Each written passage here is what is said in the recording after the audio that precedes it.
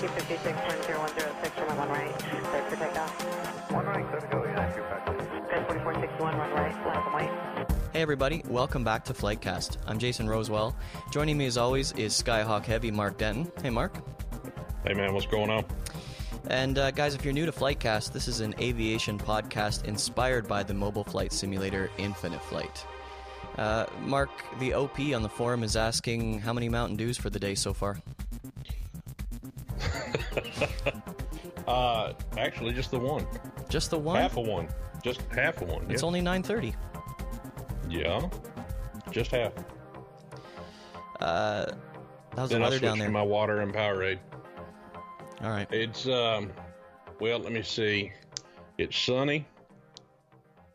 Probably about 60, 65, I reckon. I don't know. I hadn't been outside yet. We're frozen up here. Bless your And heart. we're going to get to some guests today that are thinking about flying on the weekend, but our runway at our airport is currently ice, so it's not looking good. But anyway, Mark, we've been promoting FlightCast Cafe for a few weeks now, and I am very pleased to announce that after months of planning, we are a go. Wow. Yeah. It's Finally. great. So if anyone is unaware so far, FlightCast Cafe is our brand new subscription service for FlightCast, and it's a way for A, our listeners to show their support for the podcast, while B, getting lots of bonus content and perks in return. And some of those bonus perks will be Mark and I on video, because we all know that that's exactly what our listeners want to see, is Mark and I on video. Oh, I know. Normally we have to charge people, $5.99 a minute for that, but well, now it's going to be less than that a month. So, guys, head over to flightcast.audio/cafe right now. The payments are in 3 tiers. So, crew member is $1.99 a month. First officer you can subscribe to for $3.99 a month, and the highest plan, captain, is $5.99 a month. And the details for all of that are at flightcast.audio/cafe. So I'm excited that, Mark, the extra content will kick off with full steam in 2 weeks as we join up in San Francisco. yeah, a week and a half, man. I'm looking forward to that. Number one, just getting out of Mobile. Yeah. I hate it here. Absolutely hate it here. The best thing that ever came out of Mobile or even out of Alabama was I-10 or I-65. But the only thing that's keeping me here, of course, is my son. Yeah. So of as course. soon as he graduates high school and gets his full scholarship to the University of North Carolina, Skyhawk Heavy's moving back home. Going back to Carolina. Going back to Carolina. Oh, my sweet Carolina. Oh, yeah. Yeah, I'm you looking go. forward to that. Awesome. So, like we said, our next our next meetup is in San Francisco, which also Yes. means that our next episode is going to be live in San Francisco. Live. And we're going to have Infinite Flight developers, all 3 of them. All 3 What? Infinite Flight bigwigs will be there. We've got actually more than the 3 developers will be there. We're going to hear from Jarno, who's doing Yep. all of the liveries, and then some. And yeah, it's And going the to be 3D models. He does the 3D models, the liveries, however you want to say it. Yeah, awesome. Yeah, so it's going to be good. Tyler will be there. Steven's going to be course. there with us. You guys will Yes. remember Steven from our episode, which was live in Atlanta from Steven's basement. So he's going to be there as well, and it's going to be a From good the party. basement in ATL. Yeah. So we're going to have a live episode, but also FlightCast Cafe subscribers are going to get all kinds of bonus content. If the weather's good, Steven and I will be taking a tour of the Bay Area from the air, and that's going to be in a DA40, I think, if all And I goes well. appreciate you guys offering me, but yeah, Yep. trying to rent a C-130 was just too expensive. So Well, and Mark, you're going to be in Infinite Flight meetings anyway, so we're going to peace Yes. out to we're actually going to be San doing Jose. some work. Yeah. So lots of good stuff, and I I always hesitate to say stuff like this that's not for sure, but the plan right now is for me to head to Toronto the day before, which will be on the Wednesday, the 22nd. And I'm going to meet up with a guest that we had a couple episodes ago, Duncan Gillespie. He's the Dash 8 pilot for Sky Regional out of Billy Bishop. And we're going to meet up. I'm going to hopefully take some pictures of his arrival into the island. And then we're going to go out for a beer at Amsterdam Brewery on the Quay. So this is when I'll be pulling a Joe, correct? Oh, you want to sit up? You want me to put my iPad on my lap and invite you along to the restaurant? Well, if you could find some random chick out there, and just say, hey, can you hold him in your lap? That'd be great. Okay, thanks for the extra editing work, Mark. I got to compensate for Joe not being here, man. Yeah, thank you. Just remember, our FlightCast Cafe subscribers at the captain level will see this, or see and hear this entire episode. Which is why they spend the money. I'm gonna have to put to get a warning on it. Yeah. All right, so guys, tune in to this time. We're going to stream our episode on YouTube instead of Facebook. We will put this everywhere: Instagram, Facebook, everything, but the advertising for it when the details are firm. But so far, the plan is tune in on YouTube channel at youtube.com/FlightCastAudio on Saturday, February 25th at 10 a.m. Pacific, which is 1800 or 6 p.m. Zulu. Yeah. So it's going to be a lot of fun, man, just being in the same room with everybody. And one thing I do want to let people know about is that our sound quality is going to be a little bit better than what it was in Steven's basement. A lot better. Just because, what do we have? 2 mics, I think? We had a couple mics, but they were on the room, so every noise, including a really loud cat, was picked up. And, and then anybody who was softer spoken, like Laura, we couldn't really hear very well, so that's going to be fixed. So, we're going to pretty much have more mics for everybody, so that way everybody will be able to hear everyone speaking a lot better. So for sure. It's going to be a lot of fun. All right, Mark, let's get to our guest for this 2-part episode we are running on kit planes. Sound good? Yes. All three of my guests are kit plane owners from Parry Sound, Ontario in Canada. And first we have my good friend and Murphy Rebel owner, Cam Murch. Hey, Cam. Hi, Jason. And next we have Cam's friend and fellow Rebel owner, Bob Fisher. Hey, Bob. Morning, Jason. And last but not least is my new friend and Zenith STOL 801, I think. Very good. Kit owner, Glenn. Sorry, I'm going to do this again. Glenn Suggitt. 2 correct answers. Hey, thank you very much. All right, awesome. Wow. Good. Hey, Glenn, guys, thanks for joining us. Thanks for coming on thanks for coming on the show today. So, guys, I'd like to start off with an overview of what got each of you into aviation and a brief or long. This is 2 episodes, so we can go as long as we want here. History of where your love for flying started. So, Cam, people know you already. We did a feature video together for FlightCast last year. You might not have known that's what was happening at the time, but so let's start with nice you. Nice go around, by the way. Mark says, "Nice go around." Oh yeah.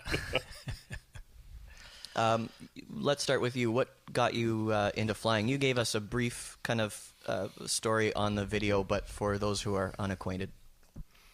Yeah, thank you, Jason. I guess it goes way back when I was a teenager.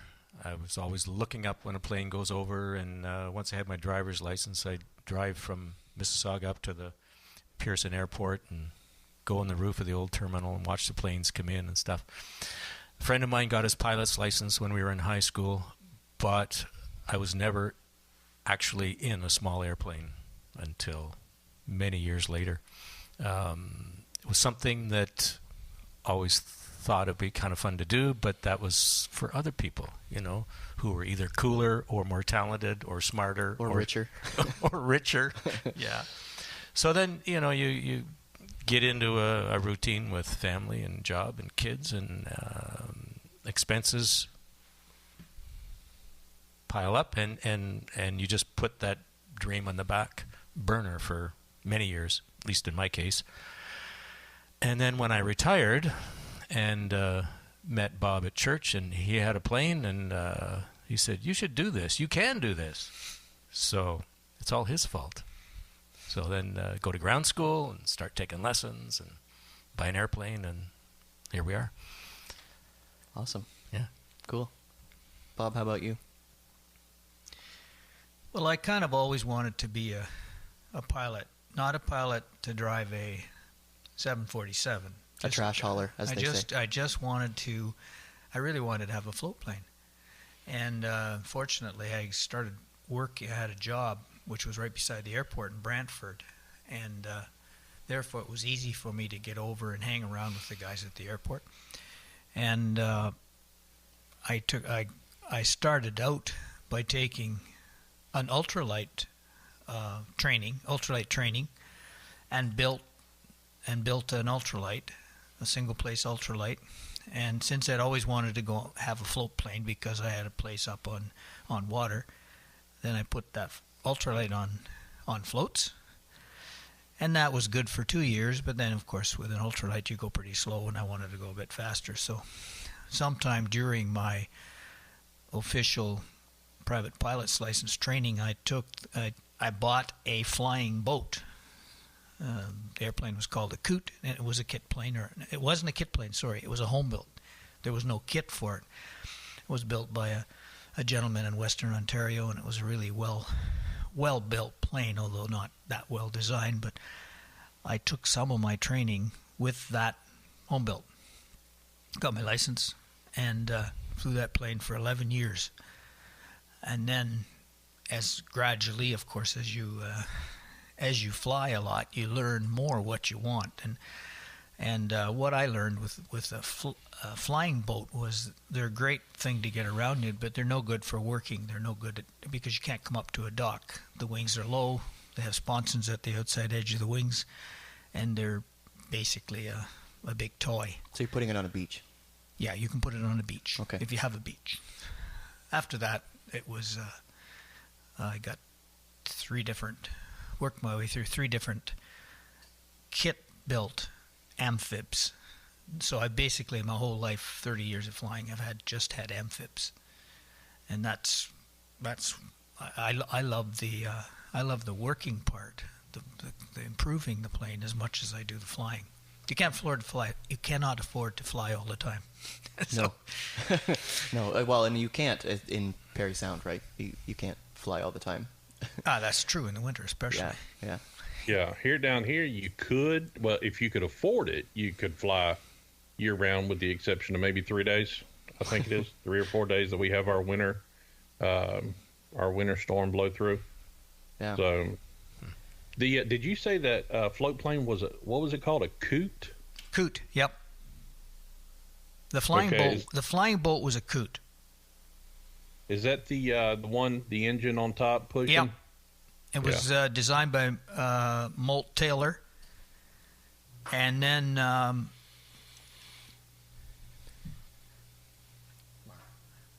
Mark, what happened was when I got rid of the Coot, I was living in Georgia at the time, and I went over and bought a Kit Fox over where you are.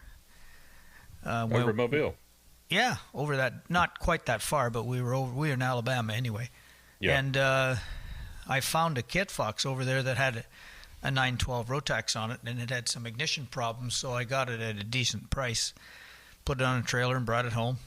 And it was, of course, a tail dragger, and I had to take my tail dragger training at the time. And then I got a set of Aeroset amphib floats up in Minnesota, and put it all together and flew it right out of Perry, Georgia, back in the mid-'90s. So that was my first actual float plane or amphib float plane experience, other than the ultralight. I love flying down there, except it was always hot. But it is the humidity, and there's so many thermals just because of the humidity around here. So it does get a little bumpy. It gets a little hot. So definitely, I can relate to that. But one thing I'll mention, because we're talking about interesting things here, as I flew into a little strip south of Atlanta one day on this Kit Fox Kit Fox 4 with Aeroset Amphibs, and I met this old guy who came out of his plane, and we walked in together at the airport restaurant, and I said, "You're Chuck Yeager, aren't you?" And he said, "Yeah." He said, "Do you want to have a hamburger together?" So that was like definitely the highlight of the day. Oh, wow. So, Oh, absolutely. Wow. yeah. Man. That would have been pretty cool, man. Yeah, that was really neat. You know, it's like when you're sort of a young pilot and you get to spend some time with a guy like that. That was interesting. One thing that happened to me, and Jason knows this story, I've told a few people, but since you brought up that, when I went and did my check ride for my PPL, the guy that I did my check ride with, the FAA check airman, he had over 50,000 hours, flew pretty much anything that can fly. Started off in the Royal Air Force flying T-28 Trojans. Came over here, became part of the U.S. Air Force, was a squadron commander on the SR-71, retired as a squadron commander for the U-2. And he asked me right before my oral, he said, do you like history? And I said, I love history, especially aviation history. If anybody is an aviation enthusiast or a pilot, of course, they want to know more about the history. And he pulled out his logbook and showed me an endorsement. He had gone to an airport to get checked off. I don't know if he was just getting checked out on a plane or what his endorsement was for. I can't remember. But the signature from the CFI was Charles Lindbergh. No kidding. Yes. And I thought that was pretty cool. Yeah. So, Very cool. So, Glenn, what got you into flying? First of all, I'm making an assumption here. This is the first time we've met. I'm assuming you're a pilot. No, I'm not current. You're not. Not. But you have been. I have been. Yeah. Okay. Yeah. Okay.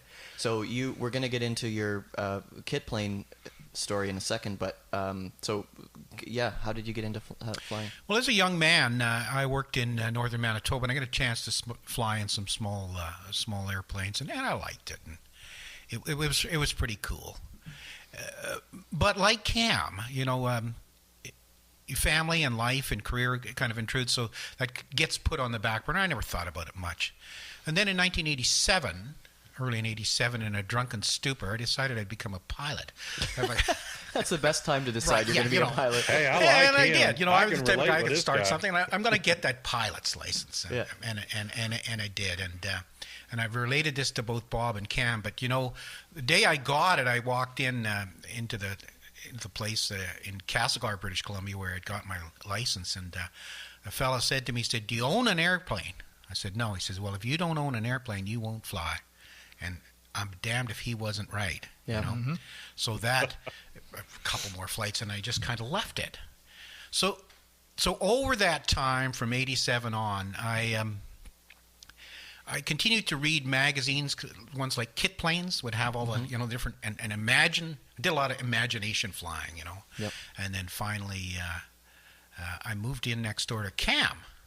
And I'm sorry. Yes, I'm his neighbor. And not in his basement, but next door. Oh, okay. And he took me out flying one day, and then he mentioned somebody had a plane, a kit craft for sale, and one that I was interested in, the Zenith.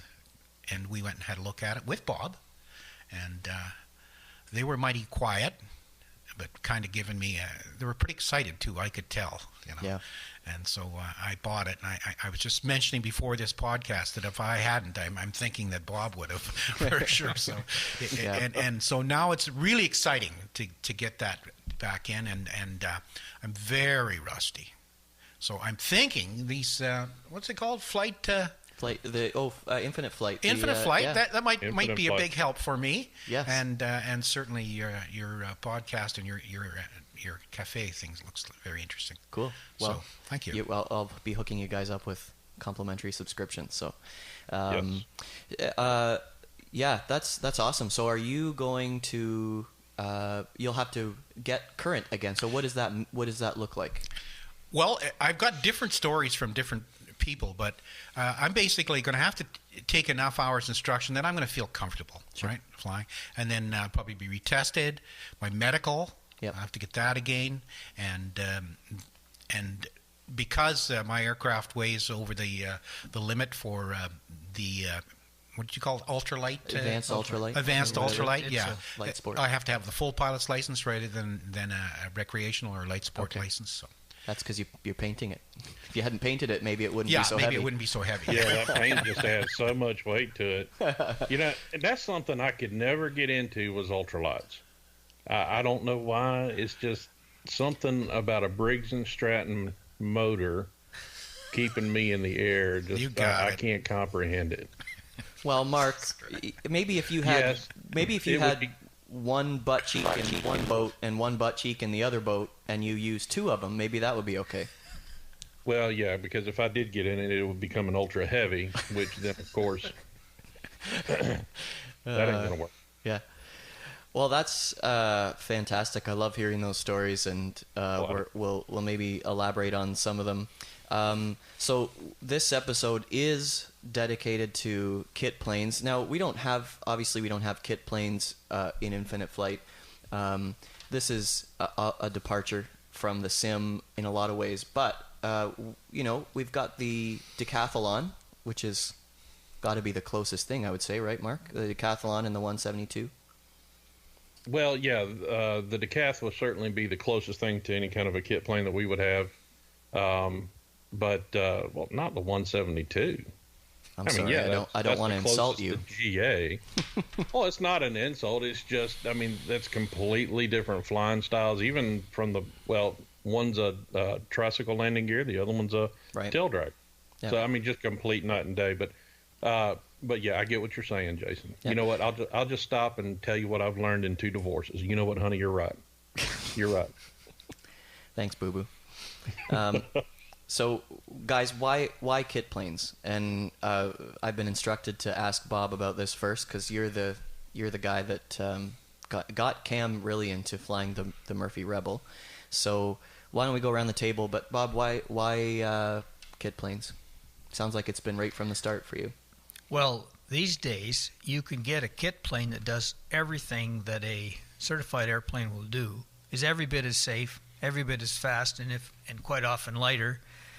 And you can get that plane not necessarily for less money particularly, but you have the ability to, once you get it, to customize it or build it to your specs. If you want a glass panel in it, you can put a glass panel in it. If you want to put any electronics options are available, any engine is available, you can put it in. It's your right as you build the plane. And so you can kind of take your dreams and put them into that airplane where you can't do that with a certified plane. Mm. And so you get to fly a really neat aircraft. And I would say that since I've had kit planes or home builts for 30 years, they certainly don't cost as much at the end of the day as does a certified airplane. We can do our own maintenance, and we do the maintenance. We have to do a yearly or 100-hour inspection, just like everybody else does, but we are allowed to do it on our own, and therefore you can take the plane apart in your hangar or in your garage if you have a folding wing plane, I suppose, and make sure that it's in good shape for the next year, and that's a significant monetary savings. The things like insurance and whatnot would be the same.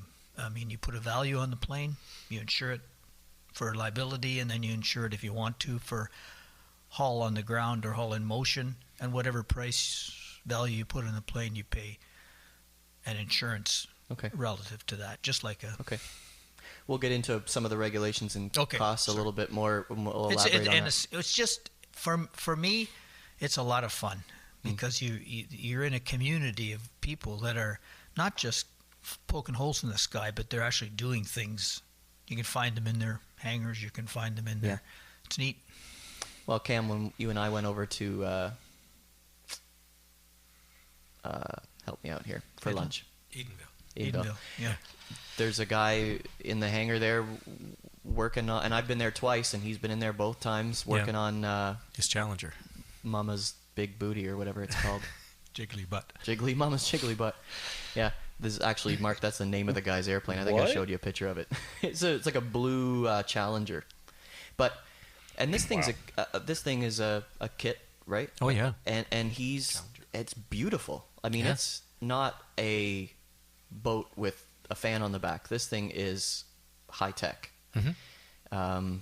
And you see, yeah, like you said, you see kit planes with glass in the cockpit, and yeah, you can get a really, really expensive kit plane. Cam, what about you? You and Bob are both flying the Murphy Rebel at Right. this point, and you got a Rebel because of Sure. Bob yeah. and his, right? So how Yeah. did that happen? Peer pressure. Yeah. Peer pressure. Well, and advice too, because I knew that Bob had a long history of flying and knew a lot of different planes. And since it was his plane of choice, I thought, well, let's look at this. So then you reach out to the community of people who are out there. Right. And there's a fellow in Brampton who is a rep for Murphy's airplanes, and he said this plane was available in Harrisburg, Pennsylvania. Why don't you go check it out? So we did. And Bob went down with me and my son-in-law Fred, and we talked to the guy, and Bob flew it and said, yeah, that's a nice plane. And so then a few weeks later we went back in a truck and brought it back across the border. So I didn't really know what I wanted, or I was just starting ground school and had done a little flying in a Cessna. The tail wheel flying didn't seem to be a problem. Bob helped me with that too. So Yep. yeah. What a nice resource. Yeah, it's to have this terrific. So I didn't really have to think about what kind of plane to get or what I was looking for. I just knew that if you sort of hitch your wagon onto somebody else's train, Yeah. you'll be okay. Now, you had planned on doing or you thought it would be nice to do your training in the Yes. Rebel, but that didn't happen, right? That didn't happen. No, we had some landing gear issues that had to be repaired. So fortunately, I was able to do the repair myself, and meanwhile, I kept training. Okay. And sort of as I finished my license, the plane was ready, and here you go. So say I buy my Cub eventually. Yes. Could I do that? Will the CFIs do the? Oh, yes. As long as it's on wheels, I guess. Yeah. Yeah. Yeah. Yep. Okay. You can get your training. Would you guys recommend doing that if you are going to get your license? And as you say, Glenn, if you don't own an airplane, you're not going to fly. So let's pretend that's the goal for now. Will they? They'll do, the CFI will do that, and would it be beneficial? I think they guess have is my to be question. a Class 3 CFI Okay. to allow you to use your plane. But it's a great way to do it, and many people Do that. do that.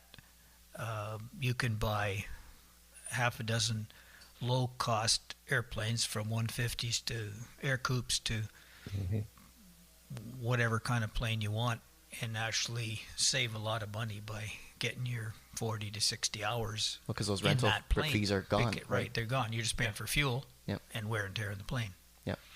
Yeah, and the guy freelances sometimes. Yeah. Yeah. Yeah. I would Through a school. love to get my tail wheel endorsement. To me, that's just flying. Well, you have to get in something other than the 172 then, Mark. Yeah, I probably have to get a Lockheed Electra or a DC-3. But yeah. Okay. Mark's, the sky's the limit, right, Mark? I don't know if it'd get in the sky, but yeah. Yeah. But yeah, I mean, that's something I definitely, and that's on my bucket list. I definitely want my tail wheel endorsement. I want to get my my float plane endorsement. So those are definitely things that I'm going to achieve sometime in the near future. Mark, have you heard of Live Flight for Infinite Flight? Yeah, man. I've used it to track flights and to see which regions and airports are busy before, planning my flight. Right. Well, as you probably know, a new version of Live Flight is now available at liveflightapp.com. This new version is better than ever and has been rebuilt from the ground up. With a new design, more flight stats, a search feature, and airport information, tracking and planning your flight is easier than ever. Oh man, I know. And now with the new downloadable KML files, you can download your flight data to any Earth browser such as Google Earth. It's so cool. Absolutely, and if that wasn't enough, you can now subscribe to Live Flight Horizon, a new service for only $1.99 a month that provides real-time, worldwide airport information such as weather, runway data, and charts. It also allows you to search for flights, active ATC frequencies, and airports. And as a Live Flight Horizon subscriber, you'll also get much longer online sessions, and you'll be helping Cam to keep developing and improving this great app. So guys, make sure you head over to liveflightapp.com to give it a try, and also subscribe to Live Flight Horizon. It will make your infinite flight experience so much better. Live Flight is now available in the App Store for iOS. And now back to the podcast. So, Glenn, tell us the story of how you came across. First of all, do you call it Zenith or Zenith? You can do Zenith if you're in Canada. You can do Zenith if you're in the United States, and both are politically correct. Okay, so I'm in Canada, so I'll say Zenith. And you came across... I'll say Zenith, yeah. Yeah, there you go. It's a STOL, which is short takeoff and landing, right? That's correct. CH-801.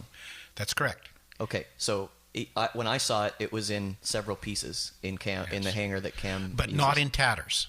Not in tatters, no. It's very in nice brand shape. new, yes. So tell us, how did this happen? Well, I talked a little bit about that earlier with Cam, that he'd take me flying and that it piqued my interest. And I'd gone to look at a CH-701 kit, which is the little brother of the 801. The 801's a four-seater, correct? It's a four-seater, Okay. That's correct. A two-seater, and it wasn't much. It was $5,000. Pieces were missing. There was no papers. And, maybe the guy stole. I don't know. So I backed Selling it out of the away. back of a van? Yeah, I was out of some guy's Connex or C-Can. Right.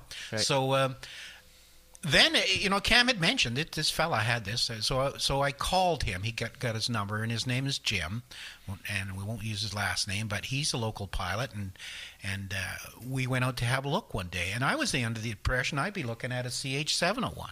Okay. And I got in there, and it's an 801, and I had only dreamed about a four-seater, and I went, and it had an engine in it and a propeller. And a brand new engine at that, right? Yeah, brand new rebuild. Okay. On 0 hours. Yeah. So I'm excited, beside myself, just looking at the thing, and things weren't. It looked to be in pretty good shape and good condition. And I did have Bob, and he'd had a lot of experience, and Cam, and as I said, they were very excited. And when Jim told me the price he wanted for the plane, I didn't even bargain with him. I just shook his hand, and man, I had to sold my motorcycle. I had to, Oh, I feel so bad for you. Yeah, and I had to. I've been charging up my charge card, right, to pay for this airplane, but I got it in my hangar now, and I'm going to finish it, and then we're going to fly it. And just like they suggested, I'm going to take my flight training on the aircraft itself, on this 801 when it's done. It's a marvelous aircraft. You can look up and see the videos on the YouTube. So it was at the airport, and I had to wheel it out of his hangar and down to the one about 250 or 300 feet. And into it was already at the It was already at the airport. There was no transporting it by truck. Man. Yeah, and we took it down there, and we've got it all set up. And Jim says it's about 85% done. I don't know. It seems like I've been at that now for quite a few hours, and there's still lots to do. But that's the So fun, you're around right? 86% Yeah, I at wanted to this point. say too that why I fly it, and I think that other people do too. I've always had a sense of an adventure, and I think that people that are pilots do that, and a bit of a risk taker, albeit calculated risk. Sure. Okay. Yes. So I'm not much on things that have high percentages of dying or anything like that. So. Not high percentages, No, anyway. slightly lower than 50-50. What do you consider? What do you consider? So there is high that sense of adventure, and I think that's shared by many pilots, right? I can take off and I can go places and do things with it, and that in itself has got to be a rewarding experience. Yeah. And the building process, I was frankly overwhelmed when I first looked at it. I went, "What the hell is this?" Like it's a baffle gabber or whatever. So I didn't know. There was boxes of parts and stuff, didn't know what they were. Okay. So as I've started the construction process and been going through the plans and going through the boxes, I've looked at these parts over and over, trying to imagine what they're for. Then you look at the plans, and you look at the airplane and say, oh, that goes there. And Cam's been in the hangar, and he'll often hear me say, oh, and I'll get that, right? And then I have, you talked about resource. I've got Bob as a resource to ask questions, and I do. And same thing with Cam. What do you think about this? What do you think? And so it's an interesting process. And making those decisions myself, Bob talked about that. Yeah. About, okay, am I going to have a glass cockpit? Yes. Right? Awesome. And absolutely. You are. Much more reasonably priced than what you might imagine. So. Well, you don't need to get the Garmin 3000 or whatever. Yeah. The MGLA Avionics makes a beautiful package, and that's what's going in. So, there you go. Yeah. Oh, man. Well, you're going to have to take your favorite podcast host for absolutely for a spin at some point. I was it's funny when you mentioned they have a fairly good successor. I play in a band with Cam's daughter, Kristen, and she was, I said, hey, your dad's going to be on the podcast. And she's like, oh, what? That's awesome. She said, you guys and your, she's nervous for you. She said, you guys and your dangerous hobbies. And I'm like, hey, listen, if anything goes wrong, you still in a glider. Yeah. You know? Oh, yeah. The wings would have to rip off. She's like, oh, my goodness. that was the end of the conversation for her. But yeah, no, we were talking the other day and in person, and I said, you have to realize you can still, land this thing wherever, really, unless you're flying long distances over water, which wouldn't be advisable. And she said, what? Oh, on a highway, facetiously. I said, of course. That's one of the That's a options. great spot. Yeah, good option. Yeah, that's a great option, as long as you got no wires. That's a better option than a field. Yeah. Oh, absolutely. I mean, even in the 172, when I was doing my check ride, I got through everything. We're flying back to his house, and then he pulled the emergency procedures check on me, and we were around 7,000 feet. And he pulls my power completely. Of course, he doesn't turn it off. He just pulls the throttle. And, man, it took forever to get down to 1,000 feet. And once you set that plane up for best glide speed, that thing will glide forever. And I can only imagine with the kit planes being so much lighter, how much further they would go. Yeah, and we'll actually get into maybe some technical details with landing weights and all that kind of stuff if you guys have them in episode 2. And before Jason, we get to check out the text I just sent you. That's my kind of Zenith. If you wanted to show them. Okay, this should be good.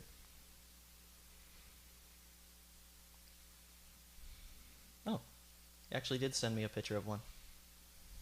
Yeah, that's it. Yep, I've seen that picture many times. That's Coast an Guard. 801. That's a U.S. Coast Guard one, of course. Mark's dad worked for the Coast Guard his whole career. So.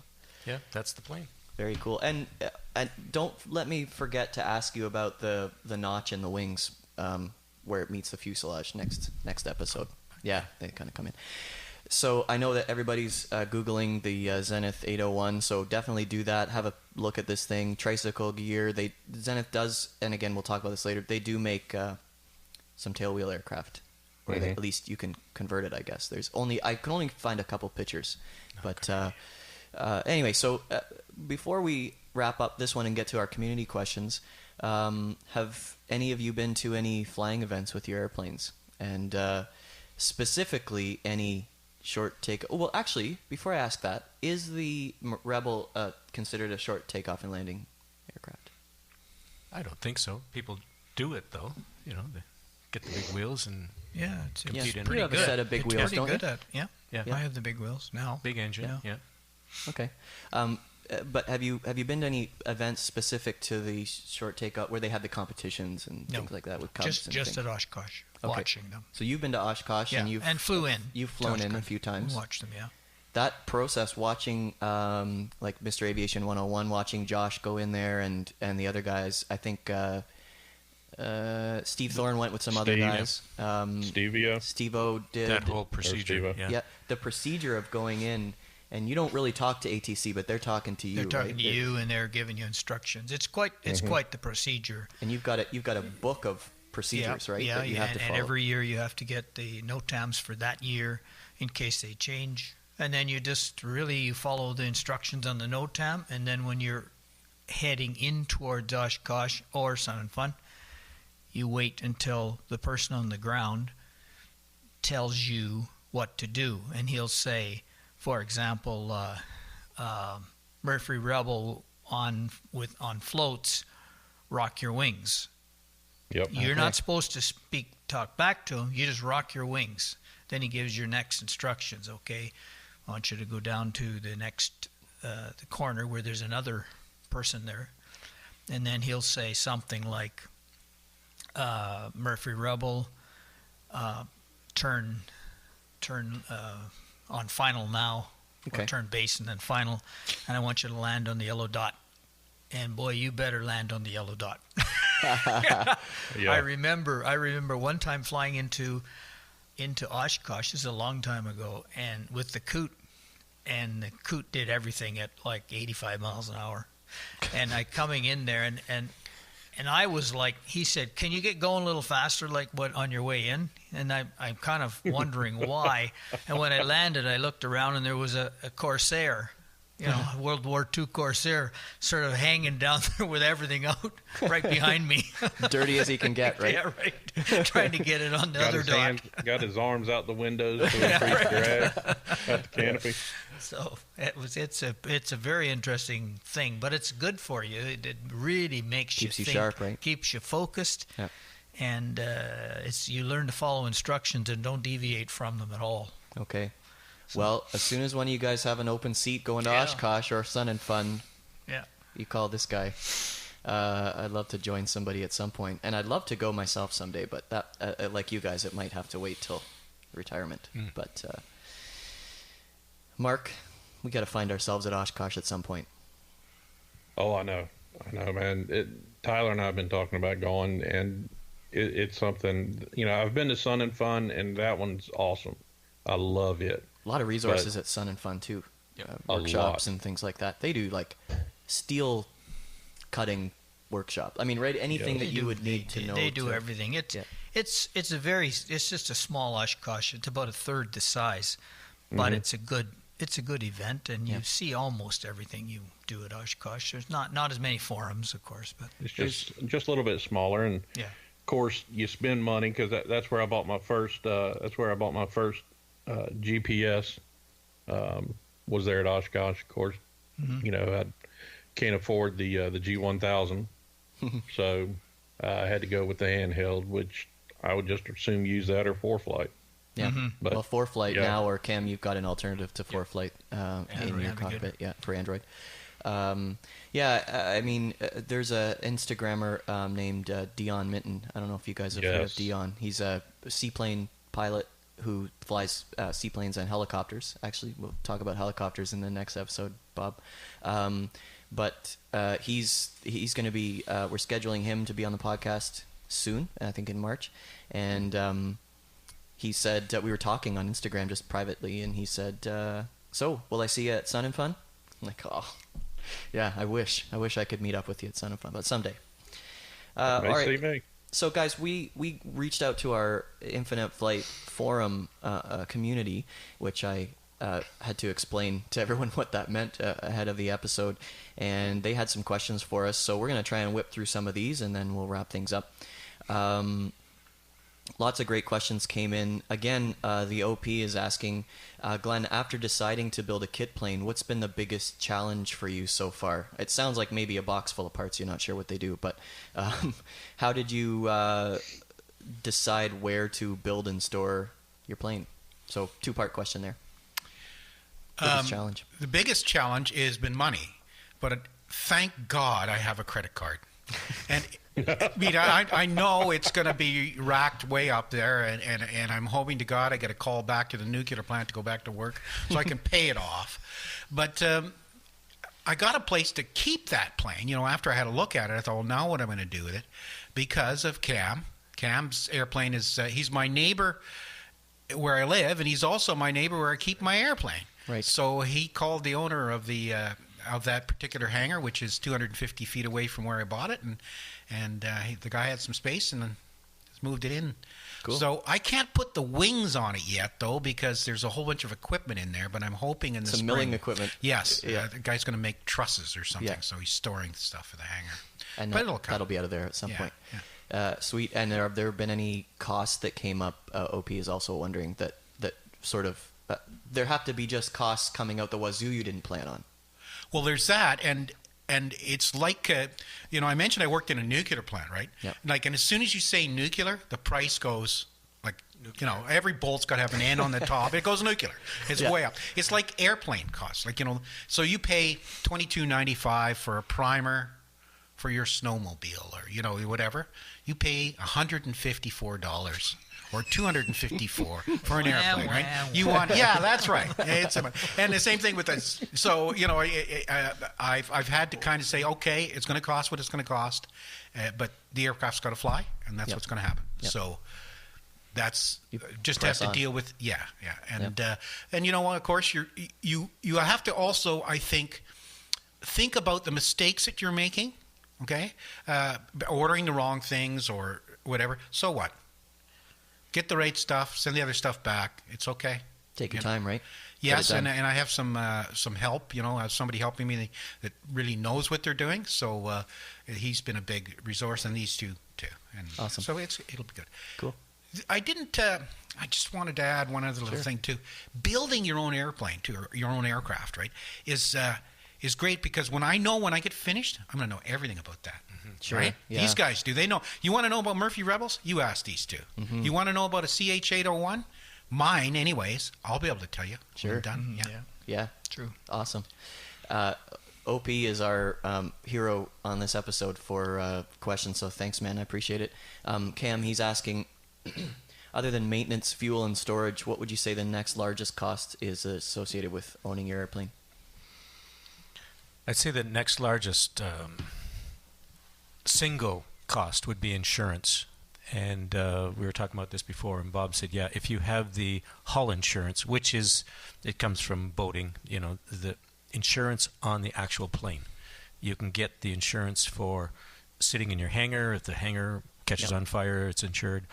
Or some dude building an airplane drops something on it. Yeah. The crane falls out of the sky or something. Yeah. And then, of course, the big cost is the insurance for when you're flying the plane. Yep. And some pilots don't get that insurance because they know if they crash their plane, their flying days are over. Yeah. But you hear about people who say have been flying a float plane and they flip over, an insurance company arranges and they get another plane, because they had insurance. Yeah. Another friend of ours had his float plane, a Cessna, tied to a dock in the South Channel. Wind came up, lifted the plane and the dock, and flipped it all over. And that'd be a sad morning. And he was just sitting there, it was at night and wow. not flying, but he now has a new plane because of insurance. So to me, it makes sense to have the insurance and pay for it. I mean, you have insurance on your car. Sure. You need to have the liability for requirements. Yep. Well, that's if you hurt somebody else or whatever. Yeah. And statistically, most of the accidents aren't fatal. You can fly again, sort of thing. So why lose your plane if you could get another one with insurance? So that's the biggest thing, I guess, for me, insurance. And other things that come up. Once the plane is there, and fortunately with a kit plane, we can add things and, put in different features. But well, you're always going to be playing around, right? You're always going to be trying to a new thing or trying to improve something. Or, sure. You're always mucking with something. Every And time we go to the hangar, you're telling fun. me what you've been doing. Yeah, it's fun. Yeah. Yeah. So David Lockwood's asking what. Well, we talked briefly about this, but what pilot's license do you need to fly a kit airplane, Bob? Well, you can have in Canada a rec pilot's license, which is a little bit less onerous to get than private pilot's license. Fewer hours and Hours, and there are some limitations, but not that many. And many people have rec licenses or just a private pilot's license. Okay. That allows you, the private pilot's license allows you to fly in Canada, the United States, and if you've properly rated it at night, and you can fly IFR if you have the equipment in the plane. You can be rated for IFR in a kit plane? Oh, yeah. Lots of them are. Awesome. Actually, that's a goal of yours, right? Sure. Are you IFR rated, Bob? No, I'm not. Any interest? I'd like to do it, yeah. I've done quite a bit of flying in clouds. By accident? No, on purpose. Like, if you can find yourself a cloud layer that's just high enough that it's safe. Sure. And so has a top and a bottom. You can go above it or below it. And you can fly along for quite a while in that cloud layer. I know it's illegal, but it's a way to practice. Sure. Using and also if you're ever flying and you're doing VFR on top and the clouds close up, yep, then you've got to punch through the clouds anyway, that layer, to be able to get below them. Yep. So David's also asking, do the aircraft need to be stored at an airfield and regularly inspected by the FAA or equivalent, which in Canada is the TCCA? Transport Canada. Civil Aviation. So the answer we've already heard to that is no, they don't. You and do the in Canada, the owner is allowed to do the entire inspection without any backup. In the States, and I know this because I was there in the States with a home-built airplane, you can do your own work, but then you have to have a mechanic, an aircraft mechanic, now, check it over. Seems like a better idea to me. Just check it over, and it's almost a, here's $50, take a look at my plane.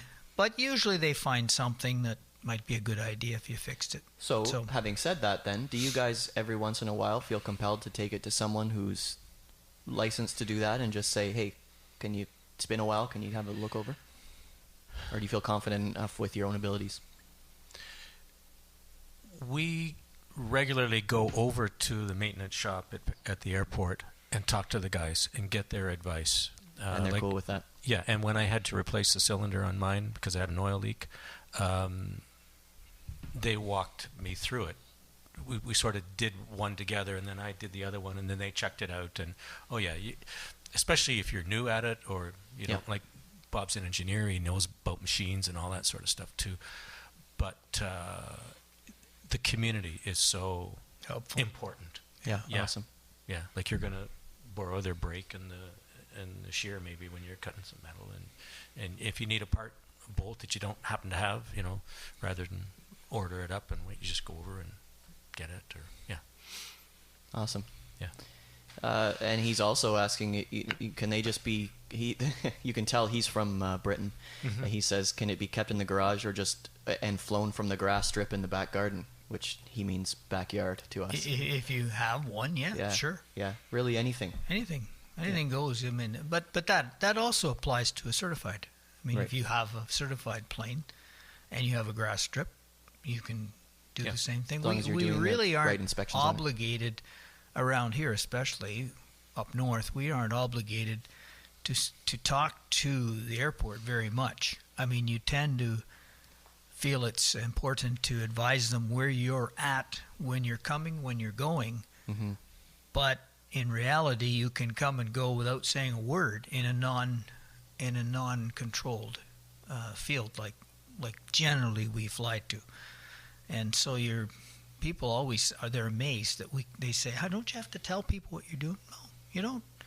But it's a good idea to do so. You're smart to tell them where you're going, and you're certainly required to give a competent person your itinerary so that if something happens, they generally know where to work or where to look for you. And you've got something in your cockpit. We both have Cam, something that you like both that. do, and Carolyn knows where you are when you're flying, and knows when to actually call someone if X, Y, or Z happens, right? You need to have an ELT in the plane, and then Bob and I also have a spot, which is GPS run thing, and you pay a subscription, and and you text somebody when you land, and Yeah, Yeah. yeah. The So technology cell phones really are helps. Yeah. I can't imagine what it would be like flying 50 years ago. Right. You know. No, you No. just take your chances. Yeah. Yeah. One last question. And Steven's asking, can pretty much anybody build a kit plane and or buy a kit plane and build it? Really, any regulations? Anybody can legally. You really want to assess your own sort of technical abilities. You may not know how to do it, but you should have an interest in things mechanical and have an understanding of how tools work and all that before you start. Yep. Well, That rules me out. I'll be I'll be buying something that's already built. Jason, if you wanted to do a kit plane, I'd recommend you going to the hobby shop, buying you one of the plastic model kits, There you go. and you can start from there. That's Yep. what I'll do. Go on, get your practice in. Yeah. Okay. Thanks, Marky. I'm here for you, man. You know that. Yeah. All right, guys. Anything else before we wrap up this episode? Well, Kit planes are great. yeah. You know, there's no downside. That's awesome. Yeah. You know, for me, I'm an electrician, right? And so I have some background and be able to do the wiring. And what I don't know about the other things, I think I do, so it doesn't really matter. Wow, you and Mark would get along great. Yeah, that would be okay. Yeah, you'll learn a whole new skill set. Mark always says I'm the greatest person I know. Damn right. All right, guys. Well, thanks so much for making time for me today. We're going to fire up another episode with you guys soon and do part 2. But thank you. Yeah, thanks, guys, for being Thank here. you. Okay. Thanks. And everyone, don't forget to check out FlightCast Cafe for bonus content from this and other episodes. Go to flightcast.audio/cafe for more. That was part 1 of Kit Planes in our Real World pilot series with Canadian kit plane owners Cam Murch, Bob Fisher, and Glenn Suggitt. Right? Well done. And they joined me at my home in Parry Sound, Ontario. Thanks as always for listening. If you haven't already, head over to the App Store or Google Play and download Infinite Flight. For more of the podcast, visit our website and be sure to subscribe on iTunes or YouTube. You can find us on Facebook, Twitter, YouTube, and Instagram at FlightCast Audio. FlightCast is brought to you by Linkhouse Media on the web at linkhousemedia.com. Don't forget to check out our new subscription service and get even more great FlightCast content. To subscribe, visit flightcast.audio/cafe.